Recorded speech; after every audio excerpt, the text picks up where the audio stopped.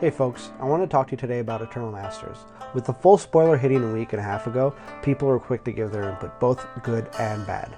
The overall reaction of the set is better than that of Modern Masters 2015, so the needle is moving in the right direction, which is encouraging. It goes to show that Wizards is listening to our feedback that we as a community are providing them.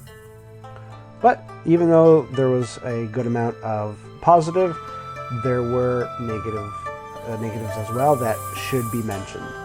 As people started to get information about the availability of the set from their local gaming stores, that's where the criticism started to gain momentum. Now, we've known since the set was announced that Eternal Masters was going to be a limited print run set, but this doesn't change some of the issues that the set has. So let's not get ahead of ourselves just yet. There's still plenty of room for Wizards to increase positive sentiment around these types of releases. There are essentially two fixes. The first fix is rather easy and can apply to each spoiler season that Wizards runs, and not just for master sets. And that is, don't leave all the chaff for the last day. We rarely see cards that people get excited about on the last day of a spoiler season. Imagine the reaction when the full set comes out and people would, in this case, would have seen a natural order included in Eternal Masters. The focus is on that card and not on what was included that people don't want. So while people might say we didn't get a Rishadan port, the rebuttal by those people would be like, yeah, but we got a natural order. So the focus then instead on what we did get and not necessarily all on what we didn't get. So there was a lot of disappointment on not getting Rishadan port as a reprint. Myself, I wasn't really expecting a Rishadan port. There is a Judge promo that's coming out, and so now, yes, like I know that spoiler set season is meant to generate hype, and that's why you get the things like Natural Order and like Jace the Mind Sculptor on the first few days of a spoiler season. You want to really generate hype. But what good is the hype when by the last day the hype is replaced by criticism? It's like an Olympic runner blowing his load in the first half of the race. He gets off to a great start. He's rivaling the world record if he finishes at the same pace.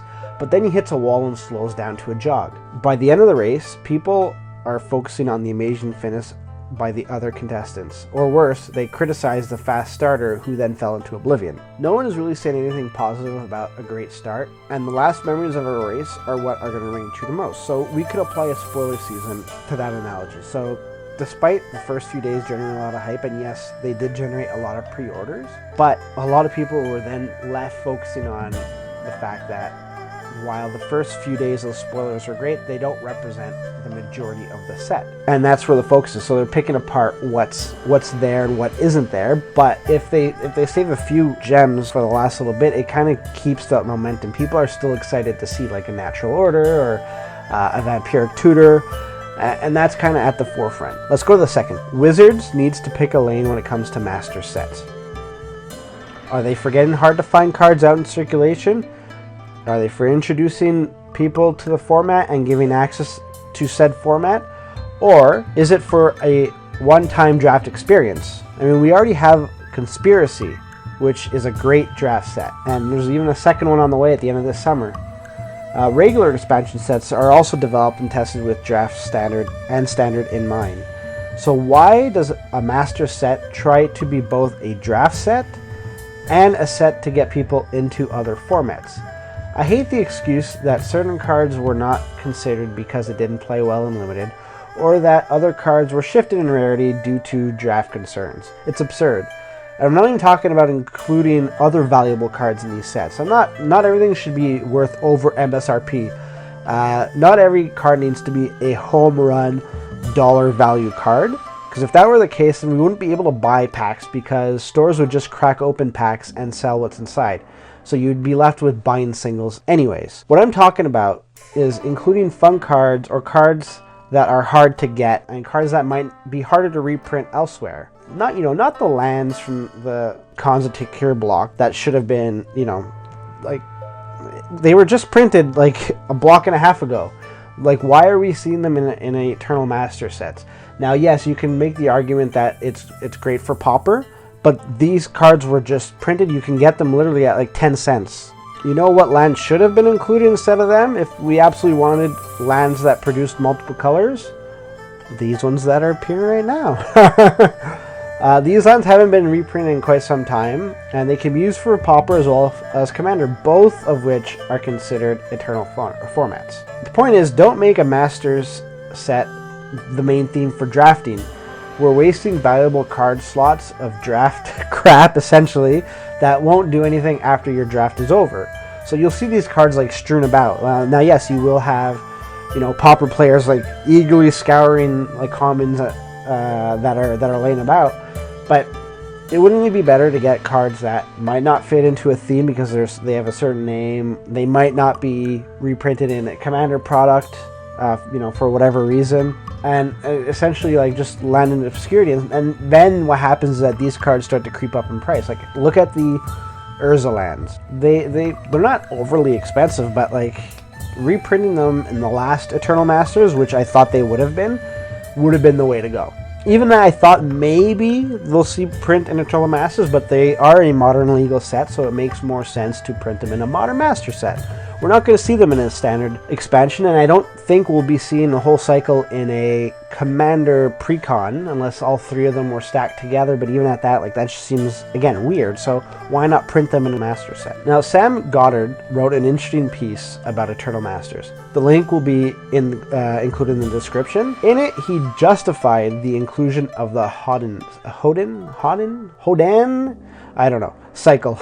The reason that this cycle was included, yep, you guessed it, draft. So pay about $60 to draft and open a few of these at Uncommon. A one-time use in draft that you'll most likely never use again. Believe me, I've tried to use these cards and they're just, the fact that they're legendary makes it so hard. How is this supposed to make me smile? Like, how am I supposed to be happy at even opening a pack for draft of these cards? Knowing that I've spent, and yes, I use $60 as a point because I have seen threads both on Reddit and in MTG Salvation about people complaining about around that price point.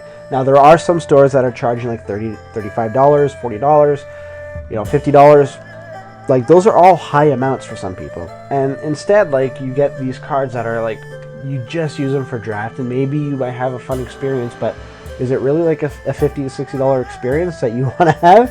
No, instead include some of these cards. They're older, they're unique, and they're also fun to play with. So, I mean, if you want to draft with this, you can still have fun. In the article, Sam continues to bring up that the focus was to make the draft fun to play. Well, at $60, it better damn well be fun. But furthermore, a person could have fun with a Shadows over Innistrad draft 4 times or more. And that's where they should be drafting.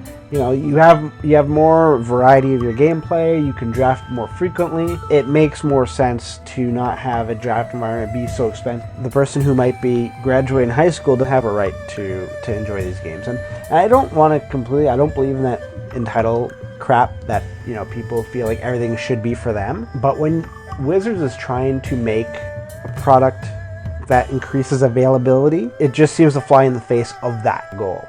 Furthermore, you're seeing threads on various Magic forums, stating that some local game stores aren't even running drafts since their allocation has already been sold to pre-order. So even if you have the bankroll to do it, you might not even get a chance. Or that, maybe some stores are holding a draft weekend, but that's it. Why? Well, like I mentioned, because it's a limited set release. And yes, it's important to note that Wizards is trying to avoid a Chronicles type of situation. And I agree completely with that view. It spawned the reserve list. It crashed the MTG economy. But at this point, what's the idea of making a draft set for a limited print run where a large amount of the player base won't be able to draft or afford to draft the set? It seems like both goals of a master set play against each other. Either increase the availability and make it affordable and realistic to draft, or keep it limited and get rid of the Honden type of trash that we see in this set. It's one of the goals of the master set is to get people into new formats, and I think that should be the gold standard of a master set. The first Modern Masters did this. It was great. It gave people access to the cards that caused the format to rapidly expand. Now, yes, it did cause a lot of modern staples to jump in price. But if the print run would have been just a bit larger for that master set, the boom in single prices would not have been as bad. But it did succeed in generating interest in the format, so it did succeed in that aspect. You know, the set was full of great cards at common, uncommon, rare, and mythic.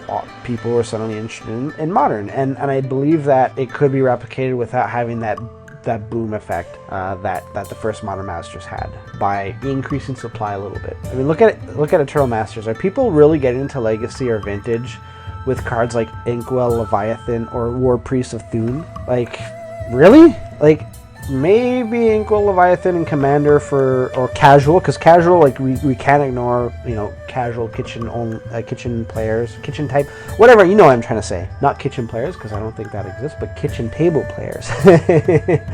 It's just, at the price you're paying, neither card is really fun. War Priest of Thune, I have about 50 of them sitting in a box somewhere, and you literally see them. Like, there's a local game store in Montreal and another one in Toronto that give away common packs, like, to get people interested in the game.